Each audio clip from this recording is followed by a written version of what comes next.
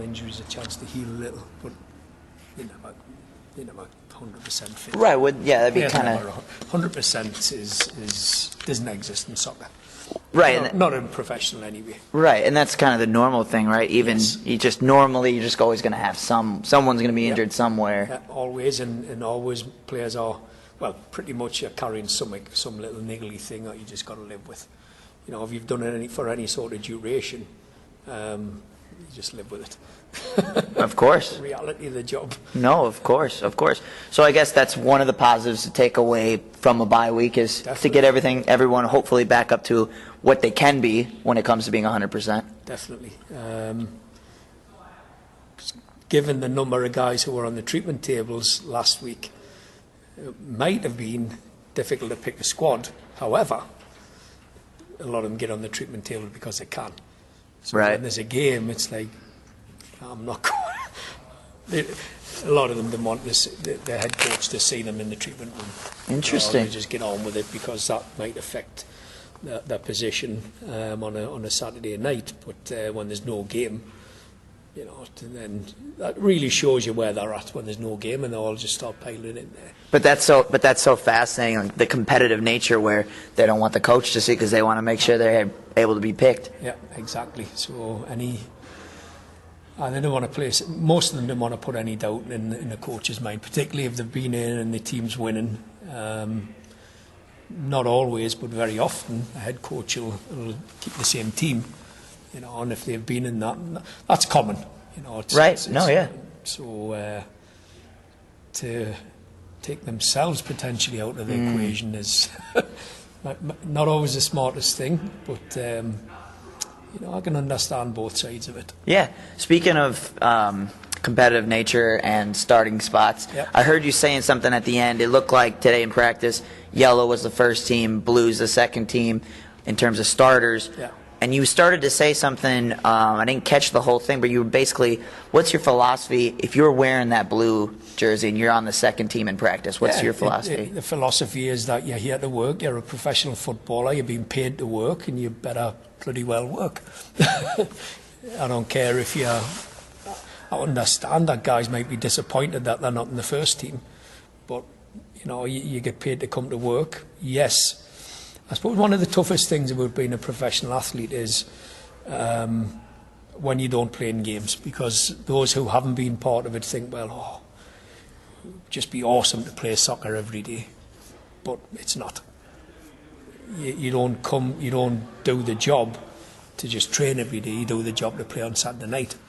And the reality is only 11 plus a couple of subs, 3 subs play on Saturday night. Right. And so for some of the lads who might go weeks and months without seeing the field, it's tough, and it's tough to mentally stay in the right place to do your job professionally. However, that's what it's all about, you know. And it's relatively impossible to recreate that game environment for those players if you're not getting game time, getting a little cold maybe on your skills at times. Yeah, and I think another part of that challenge is, you know, we'll often ask the second group to play like our opponent, which might not be what they do anyway. So it also requires that discipline. But I think professional athletes are in general very egotistical, and when they're asked to do something for others within the sport context, on the field context, maybe that's not always the preference. So yes, it's a team game, but it's also a team made up of at least 11 individuals, and so to say this is a team, I think, is missing the point. It's ultimately 11 blokes who generally have massive egos, who you hope are willing to share a little bit of themselves to each other, right? For the quote-unquote greater good. Yeah. But you don't always get that. It's tough. You got to have your own interests in mind at times. And you know, I think the greatest motivator is the individual's motivations. Whatever he or she, in this context, what he wants will be the greatest driver in terms of getting him to where he wants to go. And this often is just part of fulfilling that need and that greater, higher hierarchical goal. So football, in my opinion, for me, football leads to much greater things than just football contexts. Brings pleasure to people, brings enjoyment, maybe, helps people lead a healthier lifestyle, etc., rather than just, gives us a job and gives us money. So I think when you're looking on that sort of hierarchical level in terms of goal setting and life fulfillment, as it were, I think when a person's coming from, and a player in particular is coming from inside himself, looking to meet his own needs and goals, then that's going to be the greatest motivation. Yeah. And sometimes it just gets pushed to one side a little bit. Yeah, no, and understandably so at times. So speaking of starters again, Yep. the first team today that Vincentini was a part of, but Ibsen part of the second team. What was your thinking there? That's not definite, but and I should mention that this will not be released prior to the game. Okay, so I talked to Durkee about that. This will not be released prior to the okay, game. So I think we're doing better with a guy underneath. Ibsen is more, right now for me, more of a closer. Giuliano, I think, is a little less cavalier, i.e. a bit more predictable. And as we start games, I'm happy with that. Ibsen, right now, is still carrying that knee thing. I'm not sure how many minutes in a game he's got in him. I didn't take him out the other day because of what he wasn't doing. Poor performance. I took him out because of tactics. Yeah. But I'm still not quite sure how long he's got in him, to be honest with you. He had that knee injury and missed most of the off-season. He's still nursing it somewhat. Okay. So, in all honesty, I don't know what he's got in him. But with that said, I think Giuliano just now is giving us a little more, giving me a little more of what I want from that position than Ibsen has. And I mean, and the team's been winning, and as you said before, kind of hard to change the lineup if the team's been successful. It is, and I think if the change last week was somewhat forced, and I don't want to speak ill of Ibsen because it might sound like, I was forced into putting Ibsen, and when I put Ibsen in, I've got the utmost confidence in him. Oh yeah. He wasn't in line to start. Giuliano got sick last week on Friday, so Giuliano was in line to start. Sorry, against New York. Giu was in line to start, and he got sick, and Ibsen came into the position. And I took Ibsen out because I thought we needed the guy higher, and Bernie did that. So I think as I get my feet under the table here in the club, I think what the lads are starting to learn is I'm willing to use the whole deck.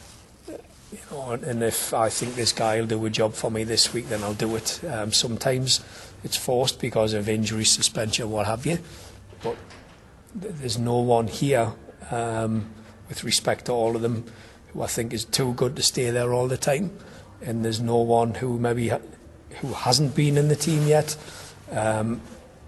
isn't good enough to actually get in the team. So again, that just reaffirms our hope that they see that. I'll use the whole deck of cards, creating a competitive atmosphere for everyone. Absolutely, and some of them don't like it, and maybe it's different how things have went in the past in other clubs. I am mindful of trying to build up momentum with a group. However, at times, there's often so players will say, well, I need to get games to get confidence, and but then again, it comes from a selfish perspective because we're out the guys who are not getting the games. Mm-hmm. So very often the opposites, but coming from an insular perspective. But my job is not about looking about Carl. This is about looking at what I think is the right thing for the team in order to do what I'm charged with, and that is putting a group of guys out who are going to win. So absolutely.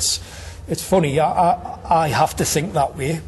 I think it's important that the players think as they do, but that often creates conflict. For sure.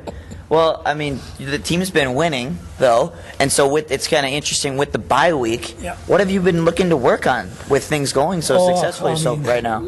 success has been the result as opposed to the performance. Although there've been good moments. I don't think we played great in the first half against New York, although we did create enough chances to go in, I thought, ahead. I thought they controlled the game. So I want us to be able to better control the game.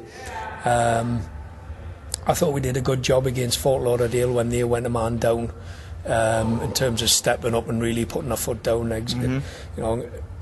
imposing ourselves upon them.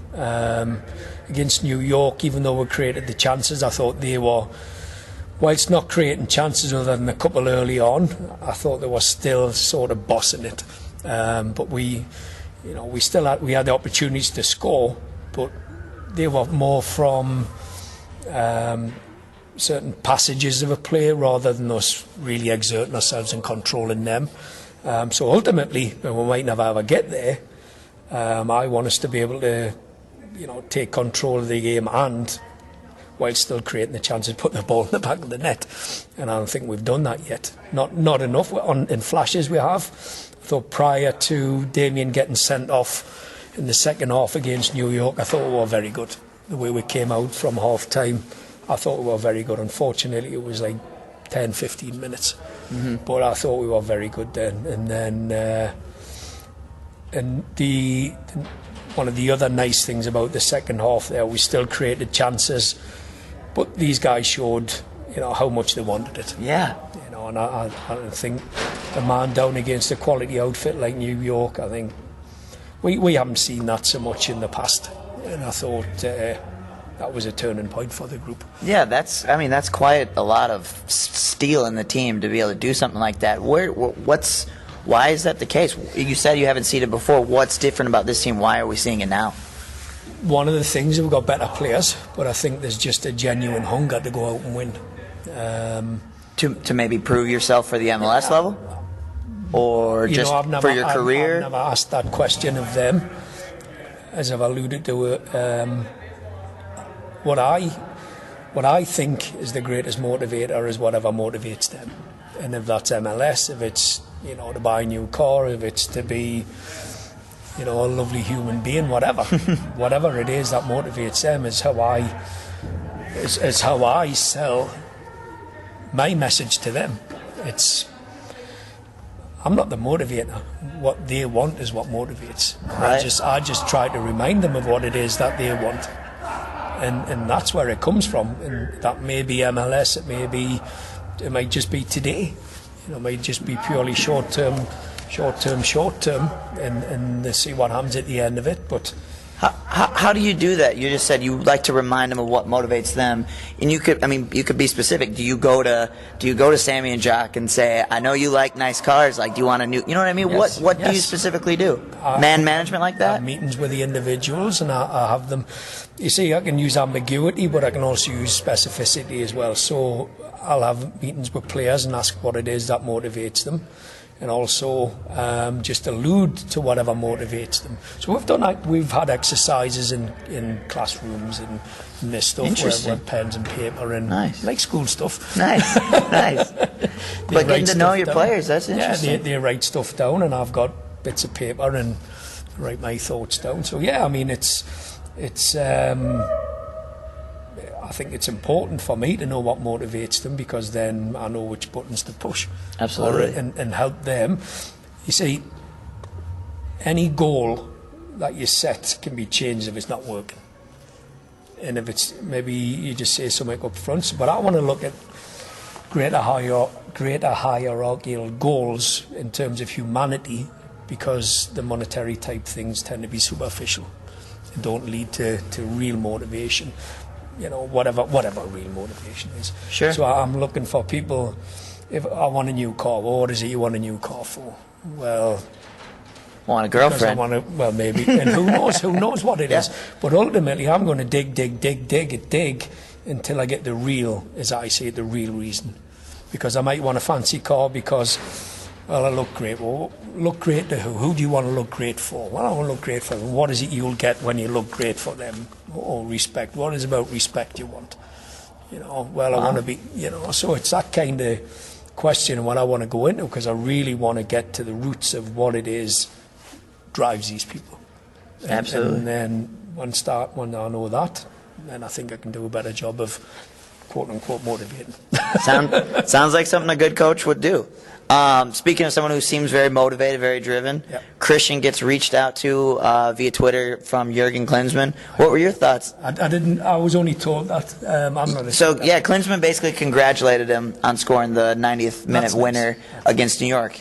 I think that's talk about good management, good coaching. I think that, regardless of whether he selected him, I think for the national team coach to be acknowledging him, I think is absolutely wonderful.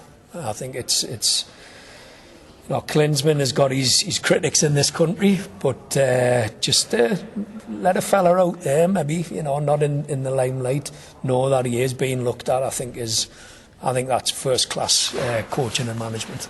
Absolutely. Quality. That's awesome. Well, thanks for the time today, Carl. Appreciate it. Cheers.